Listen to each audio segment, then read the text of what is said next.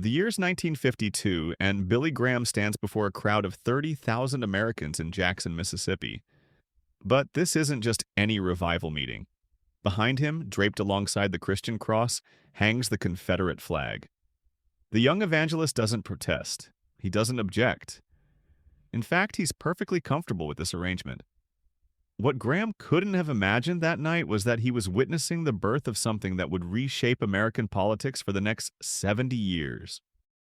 Fast forward to January 6th, 2021. Angry crowds storm the United States Capitol, and among the symbols they carry are Christian crosses, Jesus banners, and prayers offered for divine intervention. How did we get from Billy Graham's tent revivals to crosses at the Capitol riots? The answer lies in one of the most fascinating and controversial transformations in American religious history. Picture a movement that began with genuine spiritual awakening, but gradually morphed into something its founders might not recognize. A story where good intentions collide with political ambition, where faith becomes weaponized, and where the line between pulpit and politics dissolves entirely. What you're about to discover is how American evangelicalism, a movement that started as a call to personal salvation and social reform, became the driving force behind Christian nationalism. It's a tale of unexpected alliances, political calculations, and the gradual fusion of gospel and government that would change America forever. But before we dive deeper, I'm curious about you, our viewers. What profession are you in, and how has religion or politics played a role in your workplace? Drop a comment below and let me know where you're watching from. And if you appreciate the deep research that goes into these documentaries here at Professor Archive, consider leaving a super thanks to help us keep bringing you these untold stories. Now, let's journey back to where it all began, because understanding this transformation requires us to start not in the political arena, but in the revival tents of 19th century America. The roots of American evangelicalism stretch back to the Great Awakening of the 1740s. But it was the Second Great Awakening of the early 1800s that truly set the stage for our story. This religious revival wasn't just about individual conversion. It carried with it a revolutionary idea that would echo through American history, that converted Christians had a divine mandate to transform society. Charles Grandison Finney, perhaps the most influential evangelist of this era, preached something that would have profound implications. He declared that revivals were not mysterious acts of God, but could be manufactured through proper techniques and social action. More importantly, Finney insisted that true conversion must lead to social reform. He was an abolitionist who refused to allow slaveholders into his churches, and his converts became foot soldiers in movements to end slavery, promote women's rights, and fight poverty. Here's where the story takes its first unexpected turn. Early American evangelicals were actually progressive reformers. They championed causes that today we'd associate with the political left. Evangelical women led the temperance movement and fought for suffrage. Evangelical men opposed slavery and supported labor rights. The famous Oberlin College, founded by evangelical reformers, was the first in America to admit both women and African Americans. But within this reformist spirit lay the seeds of something more complex. These evangelicals believed that America had a special covenant with God, that it was destined to be the beacon of Christian civilization to the world. This wasn't just patriotism. It was theological conviction. America wasn't just another nation, it was God's chosen instrument for global transformation. For decades, this sense of divine destiny fueled progressive causes. Evangelical missionaries traveled the world not just to convert souls, but to spread democratic ideals and social reform. When the Civil War came, many evangelicals saw it as God's judgment on a nation that had tolerated slavery. The Union victory seemed to confirm their belief that God was indeed working through America to establish his kingdom on earth. But then came the late 19th century, and evangelicalism faced its first major crisis of identity. The year 1859 brought Charles Darwin's Origin of Species, challenging the biblical account of creation. Higher criticism of the Bible emerged from German universities, questioning the historical accuracy of Scripture. Massive immigration brought Catholics and Jews to Protestant America in unprecedented numbers. Industrial capitalism created wealth inequality that seemed to mock Christian brotherhood. Most disturbing of all, a movement called the social gospel emerged within Protestantism itself. Led by figures like Walter Rauschenbusch, social gospel advocates argued that Christianity's primary mission was to create the kingdom of God on earth through social justice, labor reform, and economic equality. To traditional evangelicals, this sounded dangerously close to socialism disguised as Christianity. The evangelical response to these challenges would prove decisive. Rather than adapting their message, many chose to draw lines in the sand. Between 1910 and 1915, a series of booklets called The Fundamentals were published, defending traditional Christian doctrines against modern threats. Those who embraced these fundamentals became known as fundamentalists, and they were preparing for war. World War I seemed to confirm fundamentalist fears about the direction of civilization. The war's unprecedented carnage challenged naive optimism about human progress. The Russian Revolution of 1917 brought the specter of atheistic communism to the world stage.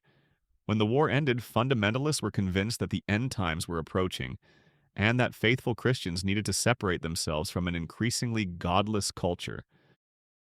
But here's where our story takes a crucial turn. While fundamentalists were retreating from culture, a new generation of evangelicals was planning a comeback. In 1942, a group of evangelical leaders formed the National Association of Evangelicals. These weren't the fire-breathing fundamentalists of the previous generation. Led by figures like Harold Ockenga and Carl Henry, these neo-evangelicals wanted to maintain Orthodox Christian beliefs while re-engaging with modern culture. They founded Fuller Theological Seminary, began publishing Christianity Today magazine, and looked for ways to make evangelicalism intellectually respectable again. Then came Billy Graham and everything changed. Graham was different from the hellfire preachers who had dominated fundamentalism. He was handsome, articulate, and moderate in tone. His message was simple: personal salvation through Jesus Christ. But Graham also understood something that previous evangelists had missed: the power of media and the importance of cultural respectability. In 1949, his Los Angeles crusade caught the attention of newspaper magnate William Randolph Hearst, who reportedly told his editors to puff Graham. Suddenly, Billy Graham was front-page news across America. His subsequent New York crusade in 1957 was broadcast on television and made him a household name. But Graham also understood the importance of political connections. He cultivated relationships with presidents from Harry Truman to Barack Obama. He golfed with Eisenhower, counseled Johnson during Vietnam, and became particularly close to Richard Nixon. Graham was demonstrating something revolutionary. An evangelical leader could be both spiritually influential and politically connected. However, it was Graham's response to the civil rights movement that revealed the fault lines developing within evangelicalism. Despite his moderate image, Graham was initially reluctant to fully embrace racial integration. When pressed by civil rights leaders, he would integrate his crusades but remained largely silent on systemic racism. More tellingly, he maintained friendships with segregationist politicians and refused to use his platform for racial justice. This wasn't necessarily racism in the conventional sense. It was something potentially more problematic: a willingness to subordinate moral clarity to political access and cultural acceptance. Graham wanted evangelicals to have a seat at the table of American power, and he was willing to avoid controversial stands that might jeopardize that access. Meanwhile, something else was happening in American evangelicalism that would prove even more significant than Billy Graham's rise to prominence. In 1954, the Supreme Court's Brown versus Board decision declared school segregation unconstitutional. The response in the South was swift and, for our story, crucial. Rather than integrate their schools, white Southerners began founding private Christian academies. These weren't just any private schools. They were explicitly created to avoid integration while maintaining the veneer of religious purpose. Here's a fact that might surprise you. Bob Jones University, one of the most prominent fundamentalist institutions in America, didn't lose its tax-exempt status for racial discrimination until 1983. For nearly 3 decades after Brown versus Board, this supposedly Christian institution maintained policies that prohibited interracial dating and limited black enrollment. When the IRS finally revoked its tax exemption, the university sued all the way to the Supreme Court, claiming religious freedom. This is where our story takes a dramatic turn, because the Bob Jones University case would become the catalyst that transformed evangelicalism from a primarily religious movement into a political force. Throughout the 1960s and early 1970s, most white evangelicals remained largely disengaged from politics. They voted, certainly, but they didn't see electoral politics as central to their Christian mission. Issues like abortion weren't yet partisan dividers. In fact, the Southern Baptist Convention passed resolutions in 1971 and 1974 supporting limited abortion rights. Jerry Falwell, who would later become synonymous with the moral majority, preached in 1965 that ministers had no business getting involved in politics. But the IRS challenge to Christian school segregation changed everything. Suddenly, evangelicals felt under direct government attack. Their institutions, their schools, their tax exemptions, everything seemed threatened by an overreaching federal bureaucracy. Enter Paul Weyrich, a Catholic conservative activist who saw an opportunity. Weyrich understood that evangelicals represented an enormous untapped political resource, millions of voters who could be mobilized if given the right motivation. But abortion wasn't yet that motivation. School prayer wasn't yet that motivation. What motivated them was the threat to their segregated Christian schools. In 1979, Weyrich arranged a meeting between Jerry Falwell and other evangelical leaders. The topic wasn't abortion or homosexuality. It was how evangelicals could organize politically to protect their institutions from government interference. The moral majority was born not from moral outrage over abortion, but from political outrage over civil rights enforcement. This distinction is crucial to understanding everything that followed. The political organization of evangelicalism began as a defensive reaction to civil rights, not as a prophetic voice for moral renewal. But Weyrich was too smart to build a movement around school segregation. He needed issues with broader appeal, issues that could unite evangelicals with Catholics and conservative Jews. Abortion was perfect. So was opposition to feminism and gay rights.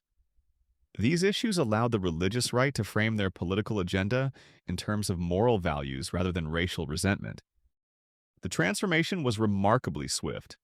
By 1980, Jerry Falwell was proclaiming that moral Americans had a Christian duty to vote for candidates who supported traditional values. The same Jerry Falwell who 15 years earlier had preached that ministers should avoid politics was now declaring that political engagement was a religious imperative.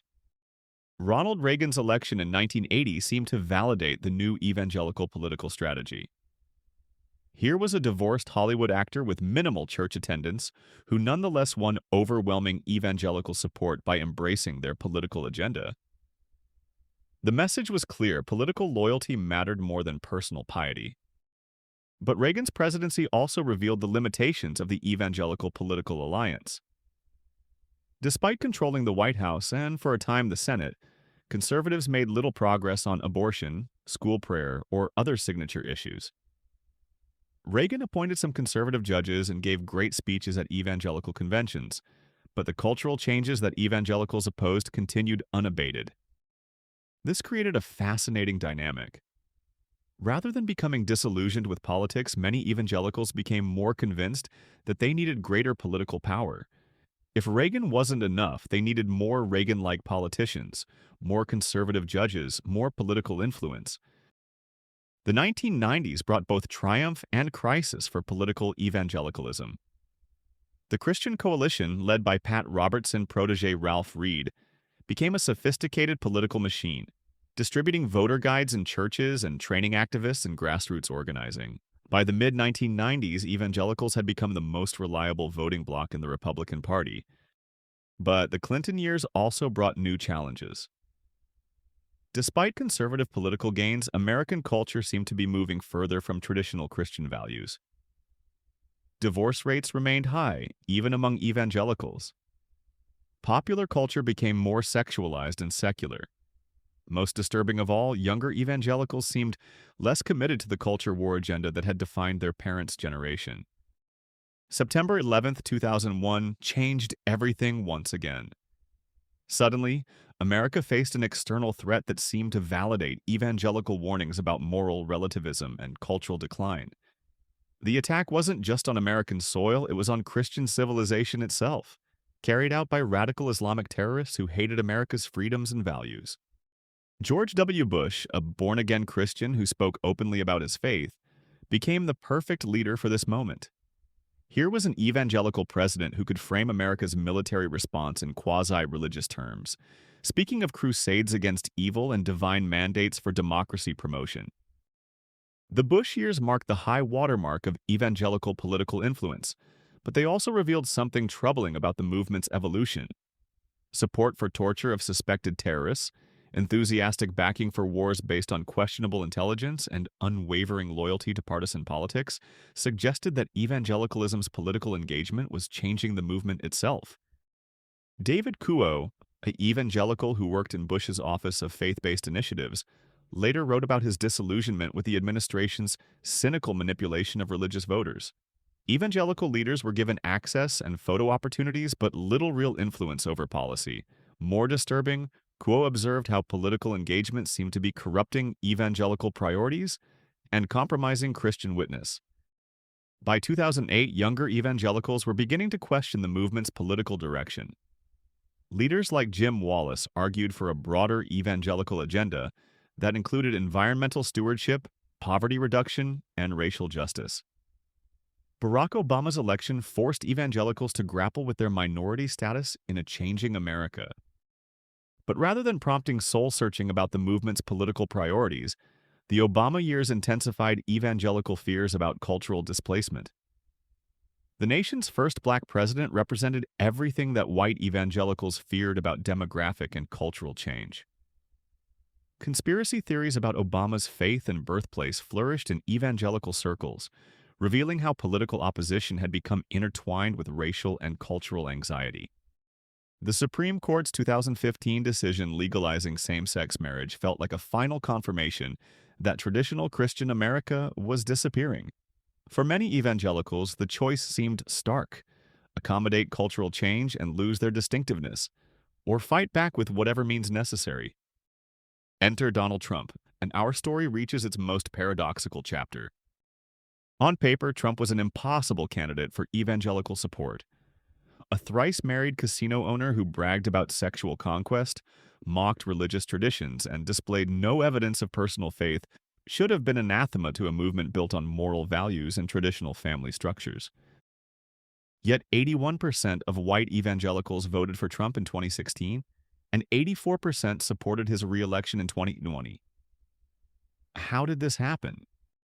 The answer reveals how completely evangelicalism's political engagement had transformed the movement itself. By 2016, many evangelicals were thinking less like Christians who happened to vote and more like Republican partisans who happened to be Christian. Trump understood something about contemporary evangelicalism that his Republican rivals missed. He recognized that evangelical political engagement had always been more about cultural dominance than personal morality. From its origins in resistance to school integration through its development as a reliably Republican voting bloc, political evangelicalism had been driven by the desire to maintain white Protestant cultural hegemony. Trump offered something that traditional Christian politicians could never provide: the promise to fight without moral constraints. He would say things that evangelical politicians couldn't say, attack people that evangelical politicians couldn't attack, and use methods that evangelical politicians couldn't use. He was their champion precisely because he was unconstrained by Christian ethics. This is where evangelicalism's transformation into Christian nationalism becomes clear. Traditional evangelicalism emphasized personal conversion, moral behavior, and spiritual transformation. Christian nationalism, by contrast, focuses on political power, cultural dominance, and national identity. Trump's 2016 campaign and presidency revealed how far this transformation had progressed. Evangelical leaders who had spent decades preaching about character and moral leadership suddenly discovered that political effectiveness mattered more than personal virtue. Pastors who had condemned Bill Clinton's sexual behavior found ways to excuse Trump's similar conduct. More significantly, many evangelicals began to adopt Trump's language about American decline, deep state conspiracies, and the need for strongman leadership to restore national greatness. Christianity was becoming less about following Jesus and more about reasserting Christian America's political and cultural dominance. The January 6th Capitol attack represented the logical endpoint of this evolution. When evangelical Trump supporters prayed for divine intervention to overturn the election results, when they carried crosses alongside Confederate flags into the Capitol building, when they claimed that political defeat represented persecution of Christianity itself, they were demonstrating how completely their faith had been reorganized around political identity. This wasn't traditional evangelicalism engaged in politics. This was politics that had consumed evangelicalism and transformed it into something unrecognizable from its historical roots. The story of how evangelicalism became Christian nationalism isn't just about religion or politics. It's about the fundamental question of what happens when movements compromise their core values for political access and cultural influence. Early evangelicals believed that faith should transform politics, that Christian conversion should lead to social justice and moral reform. But somewhere along the way, the relationship reversed. Politics began transforming faith, reshaping evangelical priorities and redefining Christian identity around partisan loyalty rather than spiritual transformation. The civil rights era forced evangelicals to choose between prophetic witness and cultural comfort. Too often they chose comfort. The rise of the religious right offered evangelicals political influence in exchange for partisan reliability. They took the deal. The Trump era revealed how completely the transformation was accomplished as evangelicals celebrated a leader whose behavior contradicted everything they had previously claimed to value. Today, white evangelicalism in America faces a future that its founders could never have imagined. Surveys show younger evangelicals leaving the movement in unprecedented numbers, often citing the political corruption of their faith as a primary reason. African American and Latino evangelicals increasingly reject the Christian nationalism that has captured white evangelicalism. Even some prominent white evangelical leaders are beginning to question whether the movement has lost its soul. The tragedy of this transformation is that it obscures the genuine contributions that evangelicalism has made to American life. The movement that produced abolitionists and civil rights workers, that built colleges and hospitals, that emphasized personal transformation and social responsibility, has been overshadowed by its political evolution into Christian nationalism. But perhaps there's hope in understanding this history. By recognizing how evangelicalism became Christian nationalism, by seeing the specific choices and compromises that led to this transformation, it might be possible to imagine different choices and different outcomes.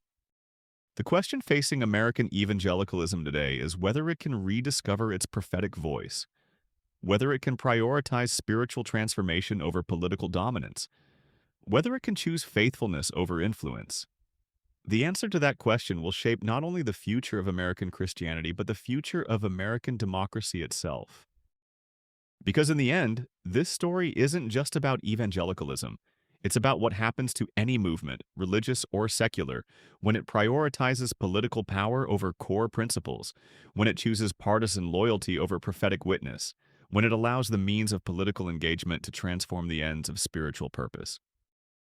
The transformation of evangelicalism into Christian nationalism is a cautionary tale about the corrupting influence of political power and the importance of maintaining prophetic distance from the temptations of cultural dominance. It's a story that every faith tradition, every social movement, and every democratic society needs to understand if they hope to avoid the same tragic compromise between principle and power. The question that remains is whether there's still time for American evangelicalism to choose a different path, to rediscover its prophetic voice, and to demonstrate that faith can indeed transform politics rather than being transformed by it. The answer to that question may determine not only the future of Christianity in America, but the future of America itself.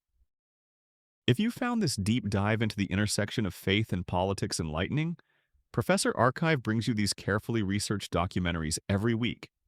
Your support through likes, shares, and super thanks helps us continue exploring the untold stories that shape our world.